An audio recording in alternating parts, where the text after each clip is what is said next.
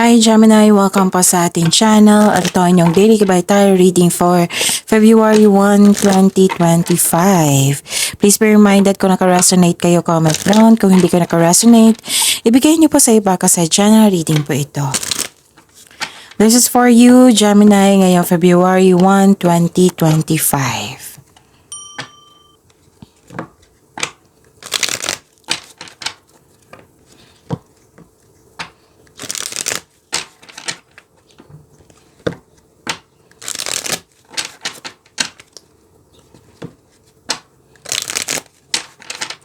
Para po ito sa inyo, Gemini, ngayong February 1, 2025. Maraming salamat po sa inyong patuloy na suporta at maraming salamat din po sa mga hindi nag-skip ng ads. Gamitin ang reading na ito bilang gabay lamang. Sa mga hindi pa nag-subscribe, subscribe na po kayo at click bell notification para malaman nyo na may bago tayong video. Para sa mga gusto magpa-reading po, may lumabas dyan sa screen nyo ngayon. Panoorin nyo po at sundin ang instruction. Spirits Guide, mga ganap po ngayong February 1, 2025. Para kay Gemini, I need 3 cards po.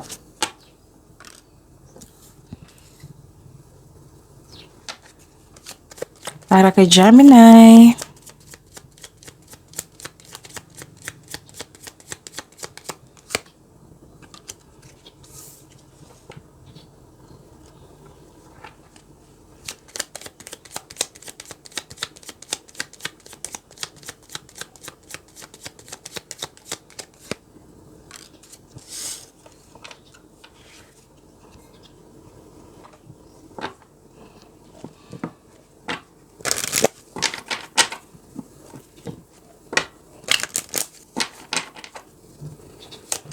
Spirits Guide, mga mensahe po para kay Gemini ngayong February 1, 2025. I need 2 cards po.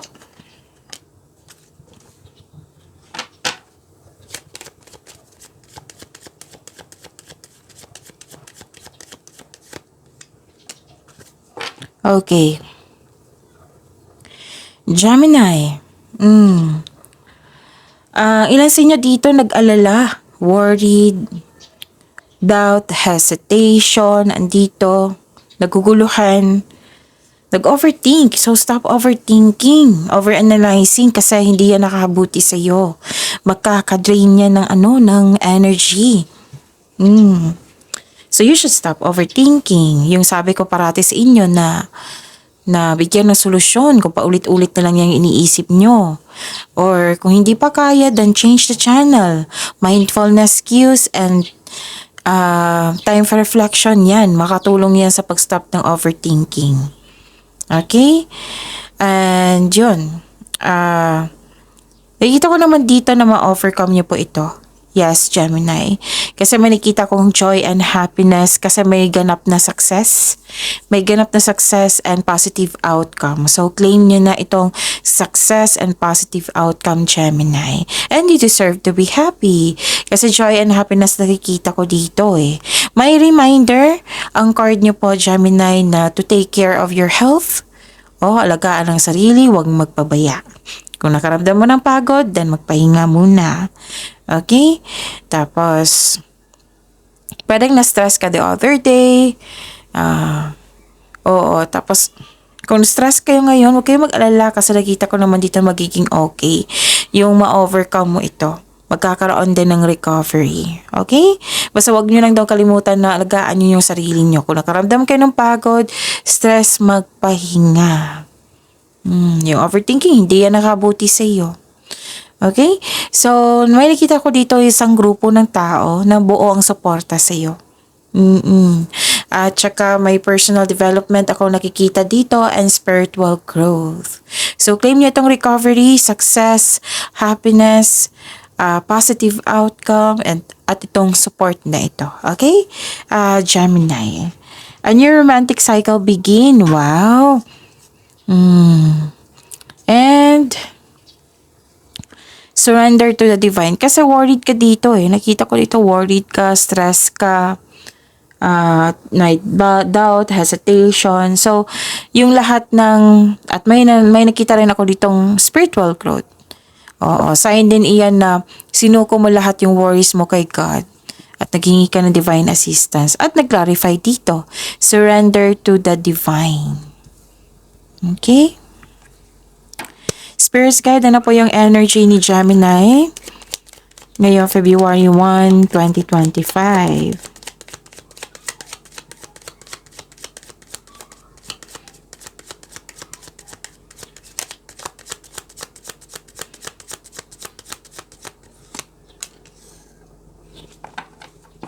And the clarification of this card po.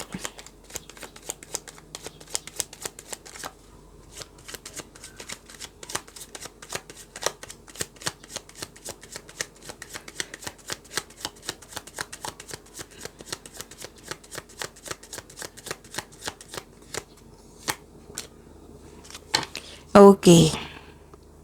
Kung may narinig kayo, may nakita kayong repeating message, meaning to say, pinupush ng cards niyan, kasi ang ilan sa inyo hindi pa binigyan ng atensyon. Na kung maaari din po, bigyan niyo po ng solusyon at aksyon. Remember, Gemini, at the end of the day, alam mo na ikaw lang taong may kakayahan at responsable na gumawa ng sarili mong katotohanan at kinabukasan. Gemini, napanood niyo na ba yung 3 video niyo?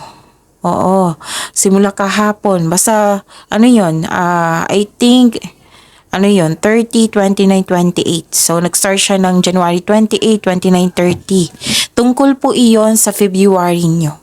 O, monthly kapay tarot reading. So, panoorin nyo po kung gusto nyo po. Okay? So, ano yung energy ni Gemini?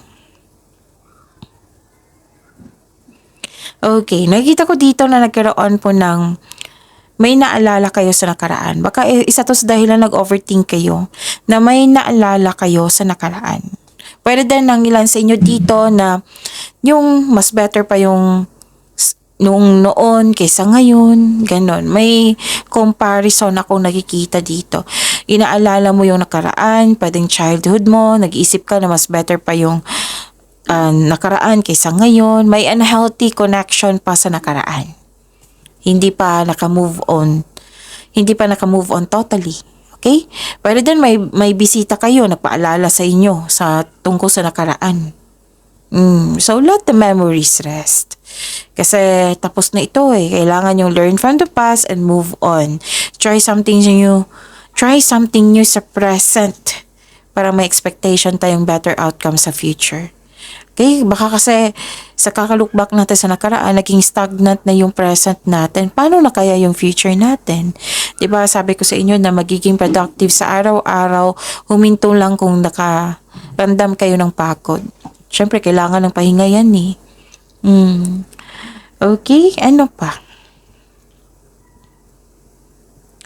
Nakita ko dito na nagkaroon po ng may concern kayo sa isang tao na hindi marunong magbigay halaga. Yung abuse of power, bullying, basta hindi siya marunong magbigay ng halaga. May kakilala kang nag-abuse ng power sa isang sitwasyon, holding grudges or acting like a bully. Kaya hanggat maaga, iwasan mo itong taong ito. Okay? Yun. Spirit guide. Career and money po ni Gemini ngayong February 1, 2025.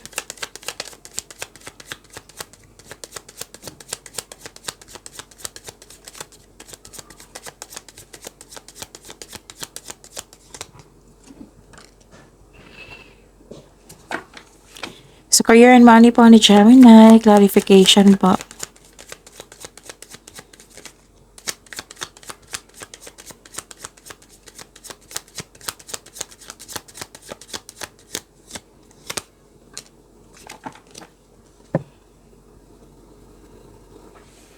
Okay.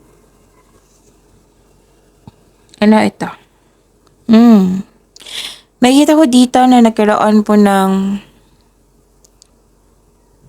May nakita ko rin. 3 card na nagsabi dito. Gemini 1, 2, 3. Baka may salbahe ngayon, no? O may naging maldita, maldito. Suplada, suplado.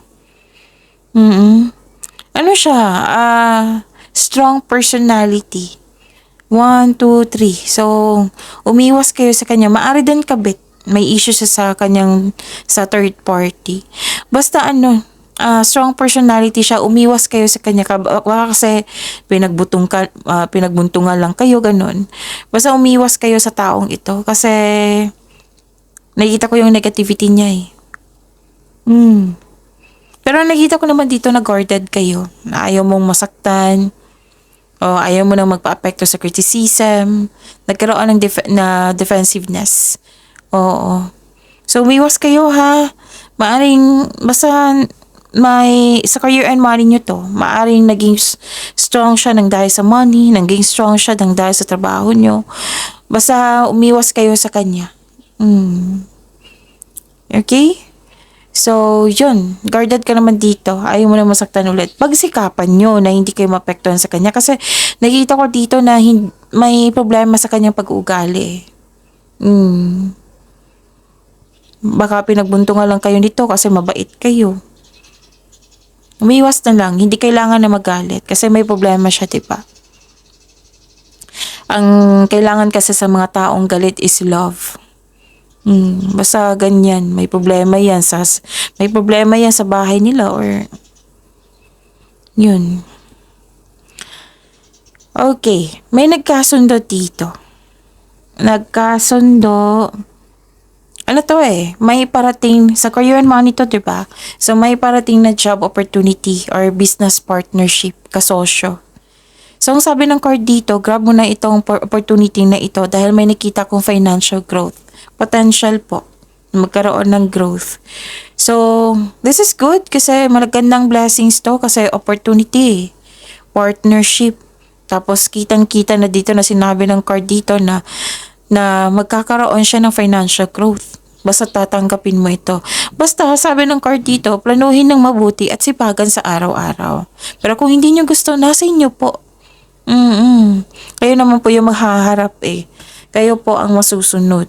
Kasi buhay nyo po iyan. Okay? So, nagkaroon ng pagkakasundo. Kitang-kita ko dito na nagkaroon ng deal, pagkakasundo, na agreement, commitment, promises, andyan. May dumating pang opportunity. Pagkakasundo to ha. Oo. Pwede din may usapan. May usapan kayo.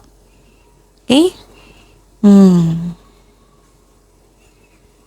Okay. Basta planuhin, wag kalimutan na planuhin ng mabuti. Ano pa?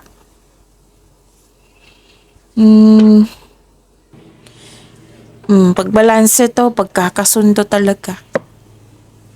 Nagkaroon ng choices, nagkaroon ng future plan. Dalawang card na po nagsabi dito na may partnership na magaganap. Pagkakasundo talaga.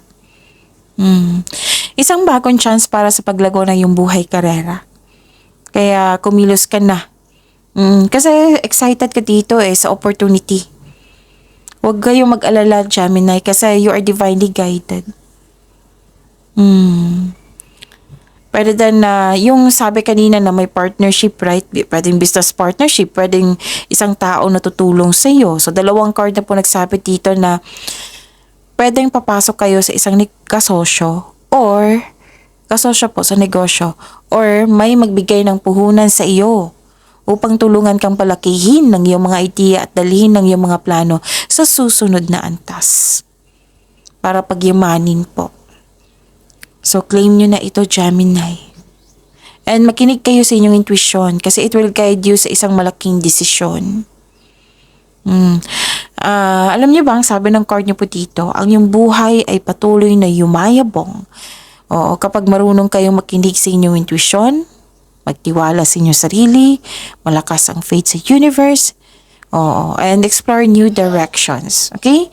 May ambisyon o idea ang gustong gawin.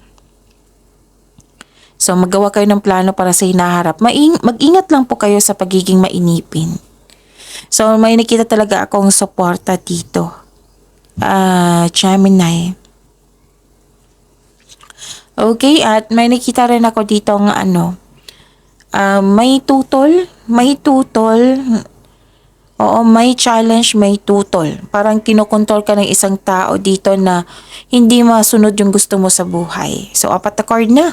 Nagsabi dito na may may strong personality, may ayaw, ganun. Kung may magbigay ng tulong sa'yo, may isang tao na ayaw, ganun. May nakita nga ako ditong conflict over property. Mangilan sa inyo, ayaw lumabas sa comfort zone. Kasi comfort nga naintindihan ko naman. Pero please know, nasa labas ng comfort zone may success. If you're serious about your growth, then labas kayo sa comfort zone kung kailangan po. Okay? So, another card na, this is a repeating card ha. Ang tawag nito, basta repeating card, pay attention talaga. Okay? So, may ano talaga dito, may tao dito na tuto sa iyo, tuto sa inyong ideas, plano, desisyon. Kahit pa yung iba sa inyo wala pang ginagawa, tutol na siya. Oo. So, again, yung sabi ko sa inyo, walang problema sa inyo, may problema yung taong yon. So, if I were you, yung sabi ng card dito na umiwas na lang kayo sa taong ganyan. Nangilan nga sa inyo dito, nag-take advantage yun yung kabaitan. Mag-ingat kayo sa mapaninlang at magnanakaw po. Okay? Spirits Guide, Love Life, Self-Love, Partnership, and Romance ni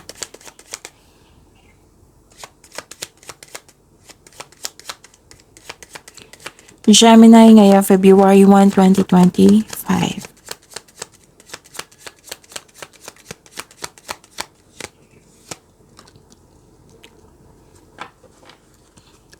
And the clarification of this card po.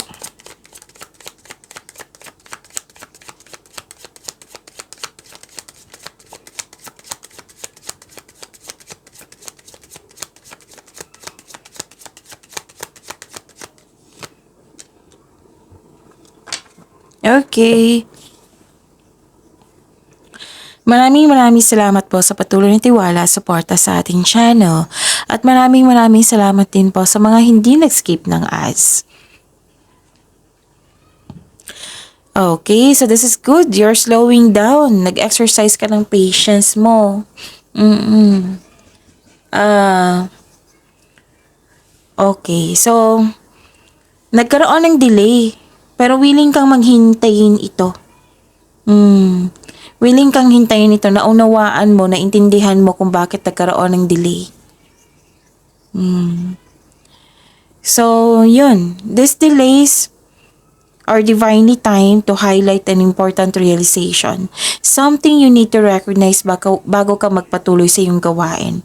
Yung delay na ito, may gustong iparealize yung universe sa inyo bago dumating yun para magamit mo sa tama. Para may ma-realize ka. Awareness, kumbaga. So, this lack of movement is reminding you to enjoy the process without being so focused on the outcome. Kasi kung mag-focus ka sa outcome, mas maiinip ka. Ilang beses na lumabas dito ha na kailangan ng mahabang pasensya yung baka mainip ka kasi. Okay? So, yun. Tama tong gagawin mo. You're slowing down. You're exercising patience. Basta may hinihintay ka. Beware na lang kasi baka mainip kayo. So, you should understand kung bakit nagkaroon ng paghintay, delay, ganon. Tama to yung gagawin mo. Mag-exercise ka sa patience mo. At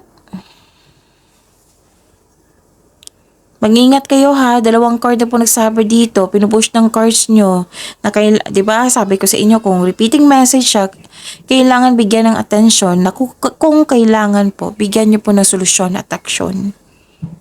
Repeating message to Mag-ingat kayo sa taong mahilig magmanipula, yung hindi totoo sa iyo. And kailangan nyo makinig sa inyong intuition. Parang hinahayaan mo ang tao na masaktan ka. Or pwede din na nabibigatan ka sa paggawa ng desisyon. Yun yung sabi sa card nyo dito, na kailangan nyong mag-connect sa inyong intuition kasi kasi makatulong ito sa paggawa ng magandang desisyon. Nabibigatan ka sa paggawa ng desisyon dito So this card asks you to calm and balance. Puro pagbalanse ay kailangan dito kasi may 1, 2, Okay, dalawang card na nagsabi dito na kailangan na pagbalanse. Balance. You need to be calm and balance. Okay? So yun, pagyamanin niyo po yung blessings na binigay sa inyo, Gemini. See you tomorrow. Please like, subscribe, and click the button for notification para updated po kayo sa daily tarot reading natin. Maraming salamat po.